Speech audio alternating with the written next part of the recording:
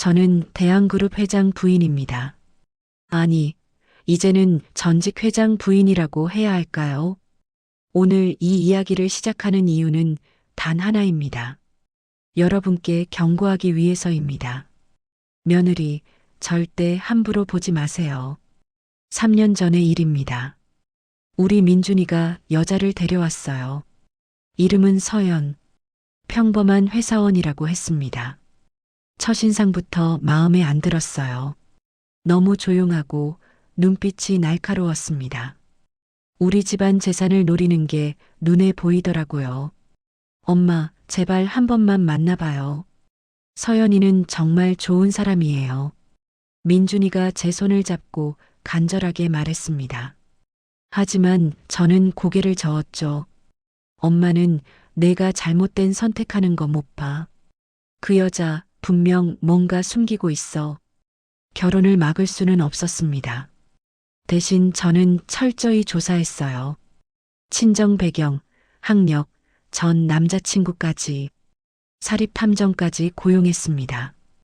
그런데 이상하게도 너무 깨끗했어요. 하나도 나오는 게 없었습니다. 오히려 그게 더 의심스러웠어요.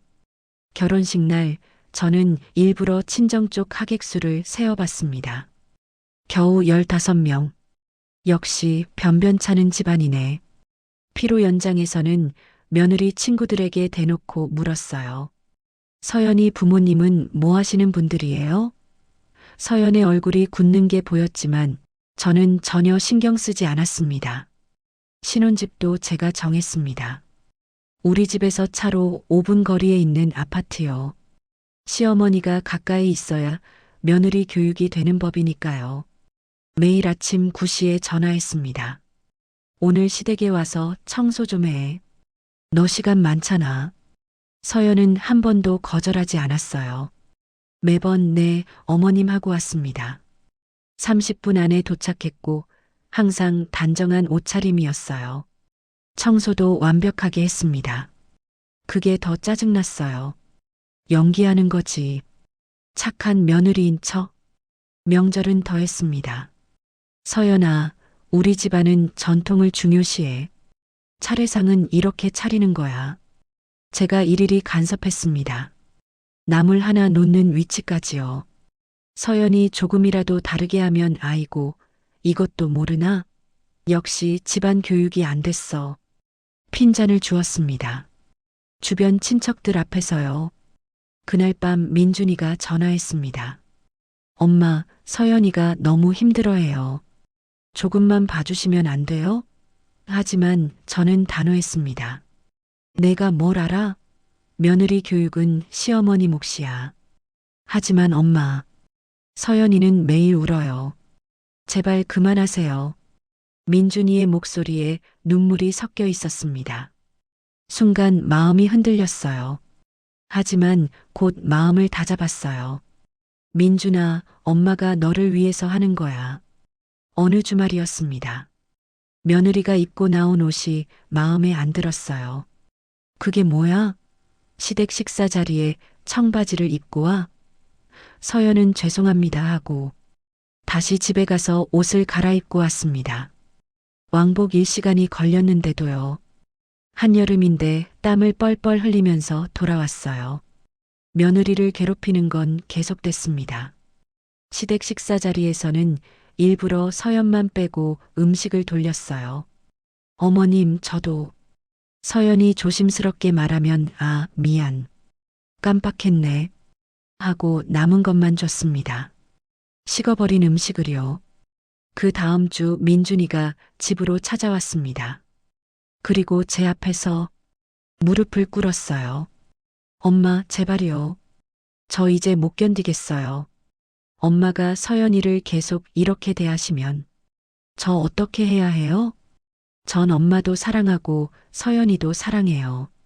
왜 둘 중 하나를 선택해야 하나요? 민준이가 울먹였습니다. 30살 넘은 아들이 어머니 앞에서 울고 있었어요.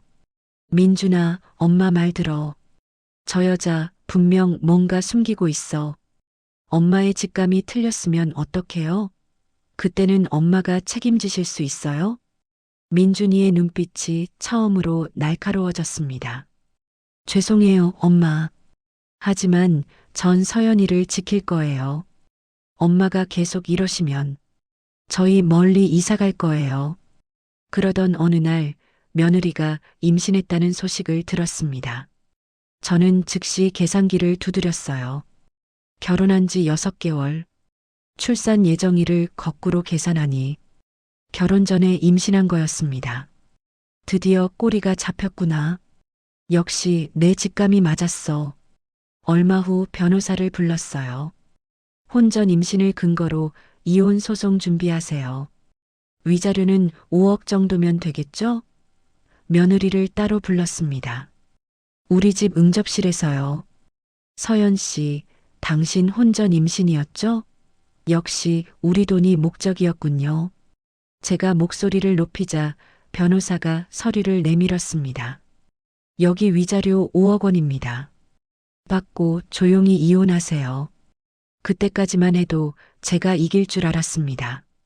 그런데 며느리가 웃었습니다. 처음 보는 표정이었어요. 차갑고 날카로운 미소. 어머님, 저 소개를 제대로 안 드린 것 같네요. 며느리가 가방에서 명함을 꺼냈습니다. 국세청 조사사과 조사관 서연입니다. 그 순간 세상이 멈춘 것 같았습니다. 국세청? 조사관? 무슨 소리예요? 제 목소리가 떨렸습니다. 서연은 서류를 하나씩 꺼내기 시작했어요. 어머님 회사 명의의 페이퍼 컴퍼니 3곳, 싱가포르에 하나, 홍콩에 2개, 여기로 지난 5년간 230억 원이 빠져나갔네요. 차명 계좌는 17개, 총 120억 원 정도 되더군요. 그리고 스위스 은행 비자금 150억 정도 되시죠? 총 탈세 규모가 500억 원 정도 됩니다. 가산세 포함하면 1000억 원은 넘겠네요. 저는 그 자리에서 주저앉을 뻔했습니다. 30년간 조심스럽게 쌓아온 비자금이었습니다. 아무도 모를 거라고 생각했던 비밀이었습니다. 어머님께서 지난 3년간 저를 괴롭히실 때마다 생각했어요. 답은 간단하더군요. 돈이었죠. 어머님이 시댁에 오라고 하실 때마다 저는 어머님 서재에 들어가서 서류를 복사했습니다. 청소하는 척하면서요. 제 온몸에 소름이 돋았습니다. 그 모든 시간 동안 제가 며느리를 괴롭히던 그 모든 순간에 그녀는 저를 조사하고 있었던 겁니다. 어머님, 저 지난 3년간 이 집안을 조사했습니다. 결혼한 이유가 바로 이거였어요. 처음엔 임무였죠. 대한그룹 회장 일가의 탈세를 밝혀내라는. 그럼 우리 민준이도? 남편은 몰랐어요. 지금도 모릅니다. 처음엔 정말 임무였어요. 하지만 남편을 사랑하게 됐어요. 2가지 선택지가 있습니다. 첫 번째, 지금 주신 위자료 받고 이혼하겠습니다. 대신 내일 이 서류를 국세청에 제출할게요. 어머님은 탈세범으로 구속되실 겁니다. 2번째, 고소를 취하하세요. 그럼 제가 조사보고서 제출 시기를 늦춰드리겠습니다. 자수하면 형량이 줄어듭니다. 그때 문이 벌컥 열렸습니다. 민준이였어요. 엄마, 서연이한테 뭐 하신 거예요? 민준이가 탁자 위에 서류를 보더니 얼굴이 하얗게 질렸습니다. 서연이, 당신이 국세청 조사관이었어? 네. 처음엔 임무였어요. 하지만 당신을 사랑하게 됐어요. 진심으로. 서연이 울먹였습니다. 엄마, 이게 사실이에요? 저는 고개를 숙였습니다. 엄마가 탈세를 했어요? 500억이나? 아들아, 이건 다 우리 가족을 위해서. 가족을 위해서? 엄마는 서연이를 3년 동안 괴롭혔잖아요. 그게 가족을 위해서였어요? 수상한 건 엄마였네요. 전 엄마를 믿었어요. 하지만 엄마는 그냥 범죄자였네요. 민준이가 무릎을 꿇었습니다. 이번엔 서연 앞에요. 서연아, 미안해. 내가 엄마를 못 말렸어. 제발, 우리 엄마 한 번만 봐줘. 저는 그 장면을 보며 깨달았습니다. 제가 지키려고 했던 가족이 제 손으로 무너지고 있다는 것을요. 저는 며느리 서연 앞에 무릎을 꿇었습니다. 평생 남에게 머리 숙인 적 없는 제가 며느리 앞에서 무릎을 꿇었어요. 제가 잘못했습니다. 당신을 괴롭힌 것도 의심한 것도 다 제 잘못이에요. 제 목소리는 울음으로 가득했습니다. 서연은 저를 내려다보며 한참을 침묵했습니다. 어머님, 저도 이 집안 며느리입니다. 뱃속의 아이는 어머님의 손자고요.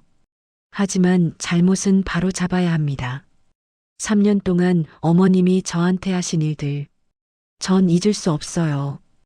하지만 어머님, 전 어머님을 용서할 수 없어요. 절대로. 다만 남편을 위해, 이 아이를 위해 같은 집안에 있어드리는 거예요. 그날 이후 제 인생은 완전히 바뀌었습니다. 모든 걸 털어놨습니다. 남편은 그 자리에서 쓰러졌어요. 심근경색이었습니다. 일주일 후 저는 국세청을 찾아가 자수했어요. 탈세액 500억, 가산세 포함 총 800억 원입니다. 제 앞이 캄캄했습니다. 재판날 판사가 판결을 낭독했습니다. 피고인을 징역 2년, 집행유예 3년에 처한다. 언론이 들끓었습니다. 남편은 회장직에서 물러났습니다. 지금은 6개월이 지났습니다. 손주가 태어났어요. 저는 매일 손주를 보러 갑니다. 하지만 항상 며느리한테 먼저 물어봅니다. 서연아, 오늘 갈 수 있을까? 지난주 손주가 처음으로 뒤집기를 했어요. 서연이 급히 전화했습니다. 어머님, 준우가 뒤집기 했어요. 저는 달려갔습니다. 깨달았습니다. 내가 지키려고 했던 건 돈이 아니었어야 했다고, 가족이었어야 했다고 서연이 말했습니다. 어머님, 전 아직도 3년 전 일들이 떠올라요. 하지만 어머님이 변하려고 노력하시는 거 알아요. 시간이 필요해요. 하지만 언젠가는 정말로 어머니라고 부를 수 있을 것 같아요. 여러분께 이 이야기를 전하는 이유가 있습니다. 며느리를 무시하지 마세요. 요즘 며느리들은 우리 세대와 다릅니다. 교육도 받았고 능력도 있어요. 하지만 그게 중요한 게 아닙니다. 며느리도 사람입니다. 아들의 애원을 무시하지 마세요. 아들이 엄마한테 무릎 꿇는다는 건 그만큼 절박하다는 겁니다. 그리고 가장 중요한 것, 떳떳하게 사세요. 잘못은 반드시 대가를 치르게 되어 있습니다. 지금 당장 며느리한테 전화하세요. 진심으로 물어보세요. 요즘 어떻게 지내니? 힘든 일 없니? 아들한테도 물어보세요. 내가 행복하니? 그리고 자신에게 물으세요. 나는 떳떳한가? 후회는 항상 너무 늦게 찾아옵니다. 저처럼 모든 걸 잃고 나서야 깨닫지 마세요. 지금이라도 변하세요. 며느리를 사람으로 대하세요. 아들의 말에 귀 기울이세요. 그리고 떳떳하게 사세요. 저는 오늘도 손주를 보러 갑니다. 며느리한테 허락을 구하고 조심조심 방문할 겁니다. 언젠가는 며느리가 제 손을 잡고 진심으로 말해주겠죠. 어머니, 이제 괜찮아요. 용서할게요. 그날이 올 때까지 저는 기다릴 겁니다. 여러분도 그런 날이 오지 않기를 바랍니다. 용서를 구해야 하는 날 말이에요. 처음부터 잘하세요. 처음부터 사람답게 대하세요. 그게 가족입니다. 그게 사랑입니다. 이상 대한그룹 전직 회장 부인, 탈세범, 그리고 며느리한테 무릎 꿇은 시어머니의 고백이었습니다. 부디 제 실수를 반복하지 마세요.